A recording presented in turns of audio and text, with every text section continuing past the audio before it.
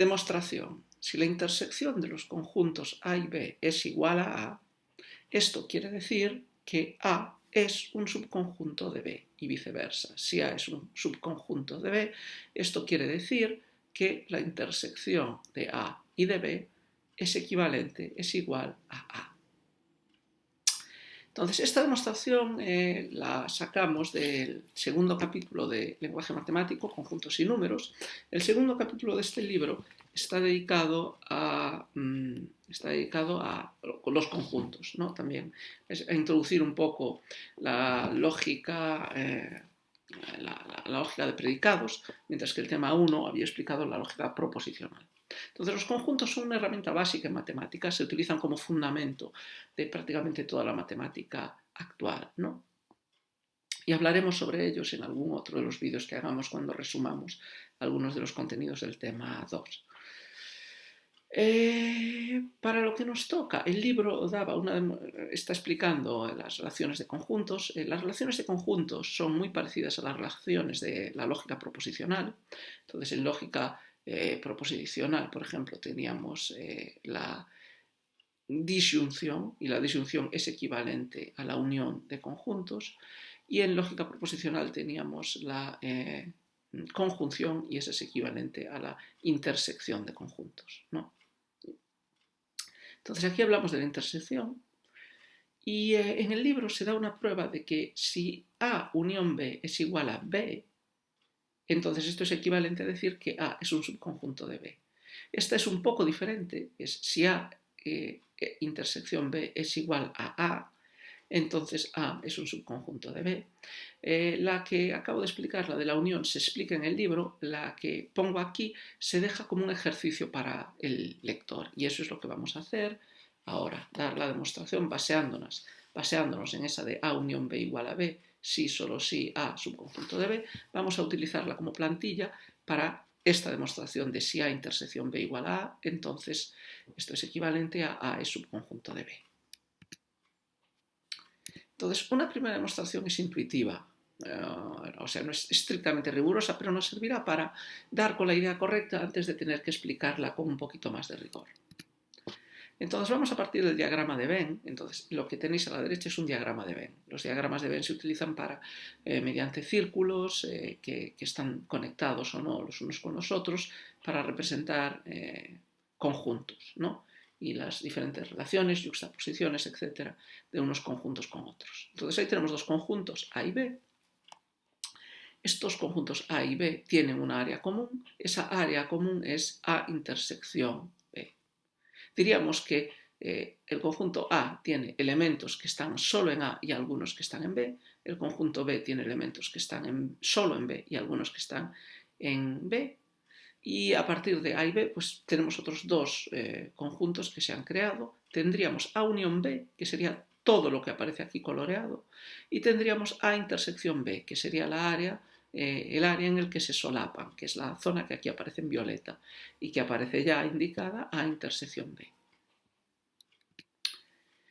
Entonces, si A intersección B es igual a A, o sea que la zona violeta que hemos pintado en este diagrama de Venn, eso es todo lo que constituye A, o sea, borraríamos el resto de A en azul y dejaríamos solo esa. Entonces es aparentemente obvio, es visualmente obvio que el conjunto violeta del diagrama está incluido dentro del conjunto rosa del diagrama, y por lo tanto es obvio que A intersección B, que es A, es un subconjunto de B. Pero vamos a hacer una demostración un poco más rigurosa, una demostración más parecida a las demostraciones lógicas, que es partiendo de las definiciones y no partiendo de un dibujo. Entonces, partimos de que A intersección B es igual a A. Entonces, ¿qué significa esto si lo explicamos? Si A intersección B es igual a A, estamos diciendo que si cogiésemos un elemento X, cualquier elemento X, que está en el conjunto A intersección B, este elemento X también está en el conjunto A, y viceversa. Si cogemos cualquier elemento X en el conjunto A, este elemento X también va a estar todos los X, todos los elementos X que estén en el conjunto A también van a estar en el conjunto A intersección B. Eso es lo que quiere decir cuando dos conjuntos son iguales. Los elementos de uno están todos en el otro, los elementos del otro están todos en el uno. Eso lo explico un poquito aquí, ¿no? Entonces, todos los elementos del conjunto A intersección B están en el conjunto A y todos los elementos de A están en B. Entonces, una cuestión técnica, decir que todos los elementos del conjunto A están en el elemento A, todos los elementos X en A están en A, es trivial, pues no nos informa de nada más, excepto de que esos elementos X pertenecen a A. Pero decir que todos los elementos X pertenecientes al conjunto A intersección B están en A intersección B, nos da un poco más de información sobre estos X puntuales, porque por la definición de intersección, si un elemento X pertenece a la intersección de A y B, ese elemento X tiene que estar al mismo tiempo en A y en B, ¿no? Es la intersección, son los elementos que son comunes a ambos. Entonces ahora ya sabemos que todos los elementos del conjunto A intersección B son elementos de A y elementos de B. Y al mismo tiempo hemos añadido que este conjunto A intersección B es el mismo conjunto que A, por lo que todos los elementos de A están en A y en B. Entonces, ¿a dónde nos lleva esto? Pues nos lleva a una situación muy interesante. Si todos los elementos X en A pertenecen a A y a B al mismo tiempo, entonces cualquier elemento de A está en B, pero no cualquier elemento de B está en A. ¿Entendemos lo que queremos decir? Hemos dicho que A y A intersección B son iguales. No hay ninguna diferencia, son el mismo conjunto. Entonces, si son el mismo conjunto, todos los elementos de ese conjunto tienen la propiedad de pertenecer a A y a B. Entonces sabemos que todos los elementos de A pertenecen a A y a B. ¿Sabemos que todos los elementos de B pertenecen a A y a B? No, no lo sabemos.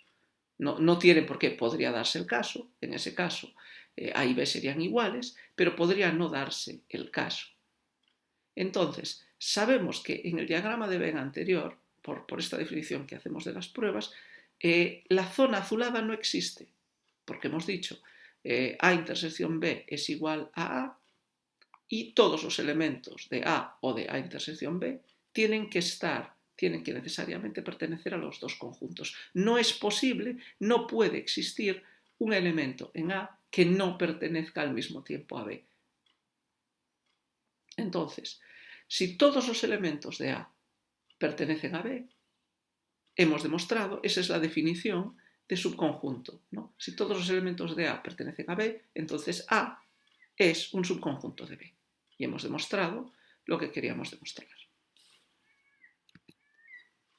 Esta es la definición de subconjunto, ¿no? Cuando todos los elementos de un conjunto están incluidos en los elementos de otros, entonces A es un subconjunto de B. Esto también podríamos demostrarlo al revés, ¿no?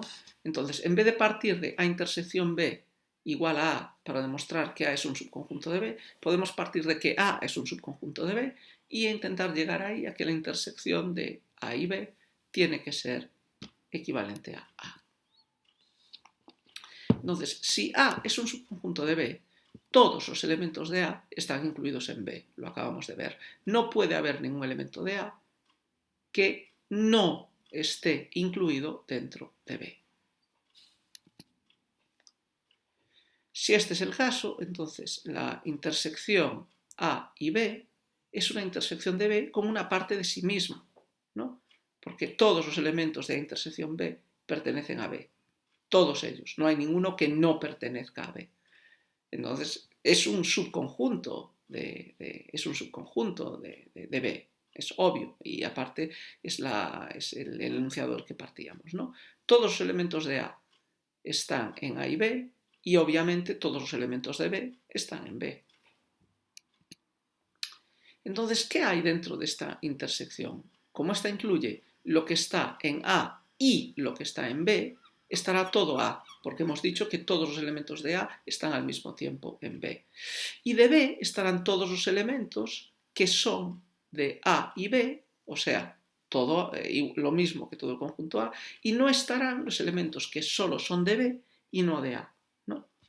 Entonces, ¿qué son todos estos elementos de B que no están en A? Pues son exactamente equivalentes a A, que son todos los elementos que contiene A que tienen que estar en A y B al mismo tiempo, ¿no? No hay la posibilidad de algún elemento de A que no esté en B. Luego, por lo tanto, la intersección de A y B es el conjunto A, es todo el conjunto A.